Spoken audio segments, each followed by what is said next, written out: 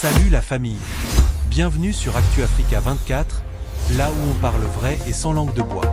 En août 2023, au sommet de Johannesburg, l'Algérie a vécu l'un des moments les plus délicats de sa diplomatie récente devant le monde entier. Le président Tebboune avait publiquement promis, à plusieurs reprises, que 2023 serait l'année de l'adhésion de l'Algérie aux BRICS. Il s'était engagé, il avait préparé le terrain, et beaucoup d'Algériens attendaient cette annonce avec fierté. Mais quand la liste des nouveaux membres a été dévoilée, le nom de l'Algérie n'y figurait pas. L'Égypte a été acceptée. L'Éthiopie aussi. L'Argentine également. Les Émirats arabes unis aussi. Mais pas l'Algérie. Pas le pays qui détient les troisièmes réserves de gaz d'Afrique. Pas le pays avec le plus grand budget militaire du continent. Pas le pays qui possède le plus vaste territoire d'Afrique. Pas l'Algérie.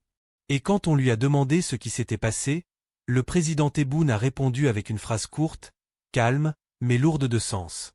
L'Algérie n'est plus intéressée par les BRICS dans leur format actuel. Il n'a pas dit qu'il était déçu. Il n'a pas dit qu'il allait réessayer. Il a simplement dit qu'il n'était plus intéressé. Et cette phrase a tout changé. Avant de continuer, abonne-toi à Actu Africa 24 si tu veux comprendre ce que les médias traditionnels ne t'expliquent pas. Et dis-moi en commentaire depuis quel pays tu nous regardes, parce que cette histoire concerne chaque Algérien, que tu sois à Alger, Oran, Paris, Montréal, Dubaï ou ailleurs. Pourquoi l'Algérie a-t-elle été refusée? Officiellement, aucune raison n'a été communiquée publiquement.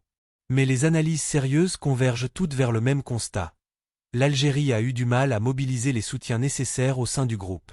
Cependant, le vrai blocage, celui dont on parle peu ouvertement, porte un nom, les Émirats arabes unis. Sous la direction de Mohamed Ben Zayed, les Émirats ont activement travaillé pour bloquer la candidature algérienne. Pourquoi?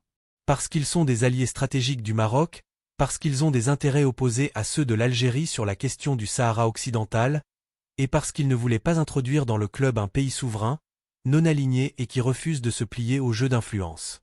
Regardons maintenant les pays qui ont été admis.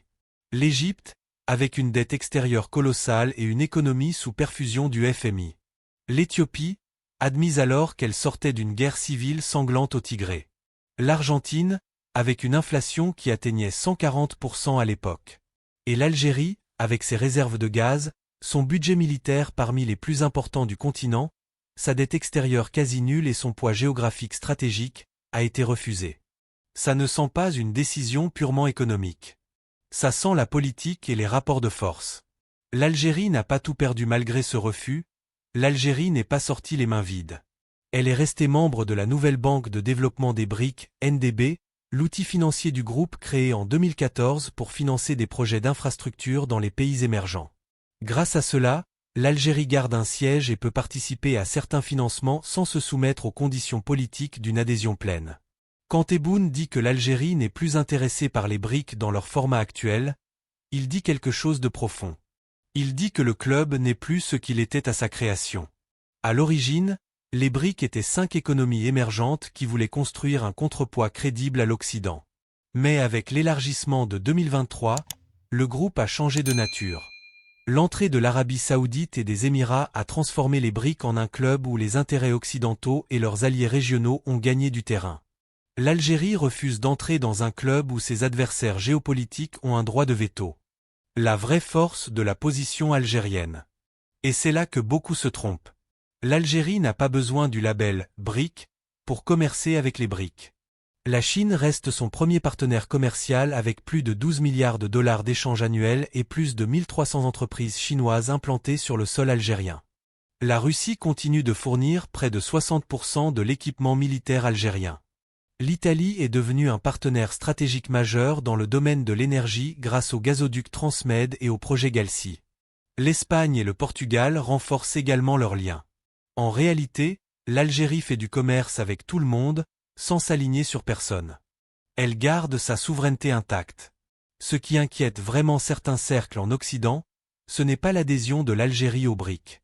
C'est le modèle algérien lui-même. Un pays qui refuse toute base militaire étrangère sur son sol quand il veut dire non. Si ce modèle se répand en Afrique, c'est la fin progressive de l'influence traditionnelle occidentale sur le continent. Les BRICS vont probablement annoncer un nouveau cycle d'élargissement dans les prochains mois. L'Algérie pourrait revoir sa position, mais uniquement à ses propres conditions, pas à celles de Mohamed Ben Zayed, ni à celles de Washington. C'est exactement ce que signifie le vrai non-alignement. Choisir librement, sans se laisser exclure ni imposer de force. L'Algérie choisit. Dis-moi en commentaire. Je lis tous vos messages avec attention. Si cette analyse t'a plu, like la vidéo, partage-la avec tes proches et abonne-toi à ActuAfrica 24 en activant la cloche pour ne rien rater des prochaines vidéos qui décryptent sans filtre les transformations de l'Algérie et de l'Afrique. On se retrouve très bientôt, Inch'Allah. Portez-vous bien et que Dieu bénisse l'Algérie et toute l'Afrique.